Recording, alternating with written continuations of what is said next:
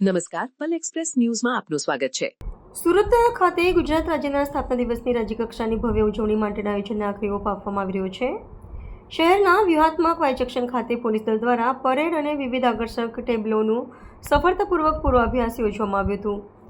1 મેના રોજ આયોજિત આ ગૌરવશાળી સમારોહ અંતર્ગત વાય જંકશનથી શરૂ કરીને લાલભાઈ કોન્ટ્રાક્ટર સ્ટેડિયમ સુધીના રાજમાર્ગો પર ભવ્ય પરેડનું આયોજન કરવામાં આવ્યું છે, જે સુરતવાસીઓ માટે આકર્ષણનું કેન્દ્ર બનશે.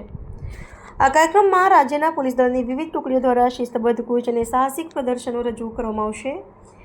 પરેડમાં રાજ્યના વિકાસની ઝાંખી કરાવતા વિવિધ સરકારી વિભાગોના સજ્જ ટેબ્લો પણ સામેલ કરવામાં આવ્યા છે, જે ગુજરાતની સાંસ્કૃતિક અને ઔદ્યોગિક પ્રગતિને દર્શાવશે. પોલીસ વિભાગના ઉચ્ચ અધિકારીઓ અને વહીવટીતંત્રના અગ્રણીઓની ઉપસ્થિતિમાં યોજાયેલા આ પૂર્વાભ્યાસ દરમિયાન સુરક્ષા વ્યવસ્થા અને પરિવહન વ્યવસ્થાપનની ઝીણવટભરી સમીક્ષા કરવામાં આવી હતી, જેથી મુખ્ય કાર્યક્રમ નિર્વિઘ્ને સંપન્ન થઈ શકે.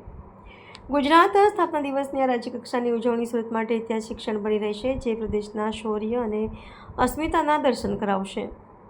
પરેડના ગ્રાઉન્ડ પર નાગરિકો માટે બેસવાની વ્યવસ્થા અને કાયદો વ્યવસ્થાની જાળવણી માટે શહેર પોલીસ દ્વારા સજ્જ બંદોબસ્ત ગોઠવી દેવામાં આવ્યો છે. વહીવટીતંત્રના મતે આવા ભવ્ય આયોજનથી નાગરિકોમાં રાષ્ટ્રપ્રેમ અને પ્રાદેશિક ગૌરવની ભાવના વધુ પ્રબળ બનશે.